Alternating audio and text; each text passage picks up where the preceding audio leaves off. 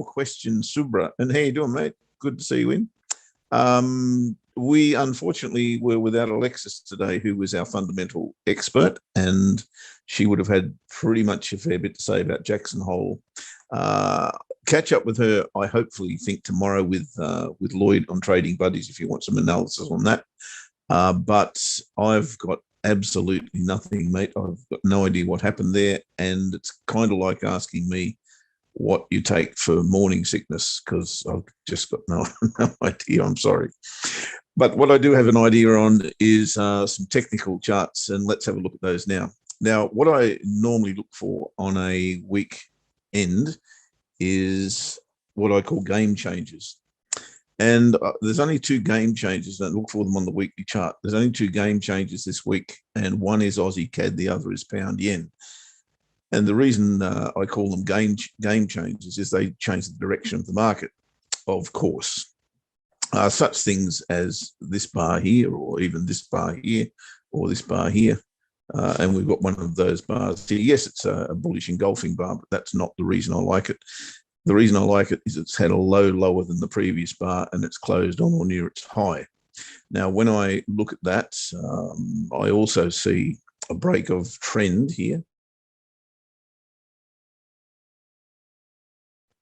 This one is it's bang on the monthly pivot if we were to enter at that level. So I'm not inclined to do that, but let's have a look at the daily chart where we've got, yes, a break of the trend line, but there's the monthly pivot I'm talking about. What I'd really like to see here is that 4 days of rallying or boost, if you like, come back and service with a higher low in this vicinity here around about last week's weekly pivot. I would suggest next week's weekly pivot, or tomorrow's weekly pivot, probably up here somewhere. So that might still be a good spot, might even form a confluence with that trend line. That would be a good place to look for a long, in my humble opinion.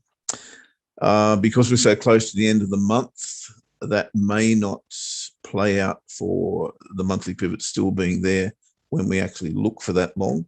But if it is, then I would suggest that we take some profit in that area before we get through that monthly pivot. As you can see, we haven't been above that since the beginning of the month, pretty much.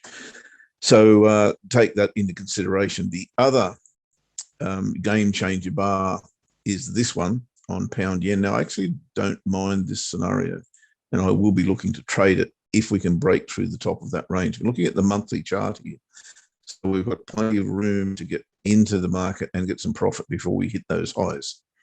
The reason I like it is because we've broken really 2 strong resistance levels, a bit of a cloud of a price in there, and we've put in a rejection bar. It's a bit hard to see. I'll tighten it up a bit.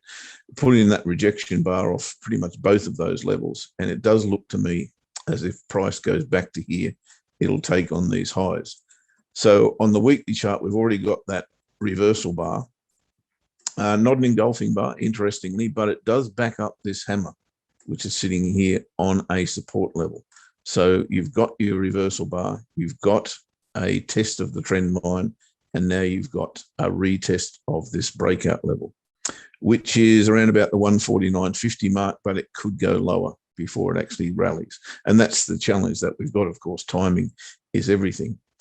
So the setup that I'm looking for, if I want to trade pound yen long, is okay. I could place an order above this candle now. Where's my stop loss go? I've probably got to go underneath here. So the risk to reward there is very, very poor. I'd much prefer to pick it up on a daily chart, let's say, or even a 4-hour chart. If price were to come back to this confluence area in particular on the daily chart, and we're talking not this week coming, but probably the following week, then I think that's probably a great place to look for a long here on pound yen. So I'm really not talking going long just yet. In fact, I wouldn't mind seeing this area here form the resistance. Well, it has formed the resistance, act as the resistance that it has already formed, and maybe trade it back down towards that area. So it's a case of short to get long, maybe short to get long. I'm not convinced that's the way to go yet. I want to see what price action does before I make a move on it. But two that really do come to my attention this week are these. One is CAD Swissy, and I'm looking at the monthly chart on CAD Swissy, and that's why it's of particular interest to me. You can see since 2015, I don't think anyone will ever forget the formation of that candle on CAD Swiss or anything that had anything to do with the Swiss. That was the 1st of January 2015 when the euro decoupled, or Swissy decoupled from the euro. And what we saw since then is price settle at that pretty much very level that it closed on after that reaction. In 2020, I think it was in June of 2020, March of 2020, we actually dipped below that level after, 5 years, 5.5 years. We dipped below that level. We've now got it back above it, above this trend line as well. And we've now retested that horizontal level, which is around about the 71, nearly 72 mark, basically. So that's why it's a particular interest to me. I can't see a reason right now why that would dip below that level. But as you can see on the monthly chart, the market didn't know what to do, well, during this month anyway, because it is in doji mode at this particular point in time. The interesting parts right now is that it's actually telling me that it wanted to drive short and test this level. There's nothing to suggest right now that I should go long. In fact, it's probably the reverse of that. But I am keen to go long. So I've got to find a way here. The best course of action on the weekly chart will be wait till this breaks, get back above it and retest it. I just don't know that we're going to be afforded that luxury, frankly. What I already see on the daily chart is the false break that I love to see. This is really, really nice, except it hasn't happened quickly enough. What I like to see is that break back above the broken trend line and then an instant retest. I didn't get the instant retest, unfortunately, but it's still there. How do I get into this is the burning question. On the daily chart, I don't see it right now, unless I'm willing to trade maybe at the top of that bar, which doesn't seem that appealing. Again, I'll wait for price to give me a hint tomorrow. There's a definite hint of an inverted head and shoulders there. If that's still the case on Wednesday, I'll have a good yak to Ash about that and see what his thoughts are. I love to trade these. I just don't see an entry for me at the moment, and I don't see where it's going to come from. Frankly, I'm just going to have to be patient. But if there's anything that happens in this vicinity that entices me into the market, then I'll certainly be looking to trade this long. And it's CAD Swiss. Still with the Swiss in mind, the last one I'm going to have a look at is Swissy yen, but did I change charts? It looks exactly the same, doesn't it? It's really very, very similar. Well, it doesn't actually, because we've spent a long time below this level versus CAD Swiss, where, hang on, we'll go back to that chart. We've only spent a short time below that level, in relative terms, that is. So really, this is new territory. And the reason I point that out is if my case was in CAD Swiss's example, that we'd spend a long time, come below, and now looking to retest that area here, which we're doing exactly the same thing, except that we've spent a long time below here. Are we looking for this to go back underneath, is the question that I ask myself. At the moment, I'm seeing a range, which is really nice because I like to trade ranges. And I think that's going to be my focus for this particular week ahead, because I can't decide at this point whether exactly what I've described on CAD Swiss is going to happen on Swissy yen. And don't forget, this is a monthly chart. I think trading that range, this may stick around here for a little bit whilst the market decides. I think I'd like to trade this range. So I'll be looking to trade it from the top to the bottom at this particular point. That's given me already a beautiful scenario here where I've got a significant trend line as well.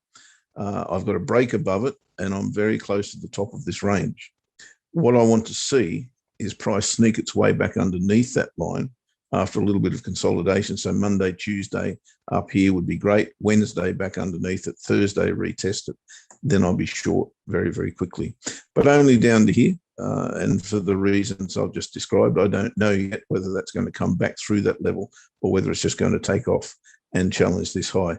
But it's rare air. It really is rare air for Swissy yen. So I'm thinking trade the range, and maybe if we get to the bottom of that range and trade it long, which will be my intention once we get down to this area, then leave something on the table when we do get to the top of the range, if that's the case, and see if we can take on this high up here. I think that would be exactly what I'll be looking to do for the week ahead and probably a couple of weeks ahead. I think this is probably a good one to range trade for the week until we get a clear reversal off the bottom again, and then see if we can take on those highs. That is where I'm at with CAD Swiss, Swissy yen. I think they're my two favourites for the week. The two game changers, Aussie CAD and pound yen, are a little bit iffy, but I think a bit of price action on Monday and Tuesday will give us a fair indication of what lies ahead.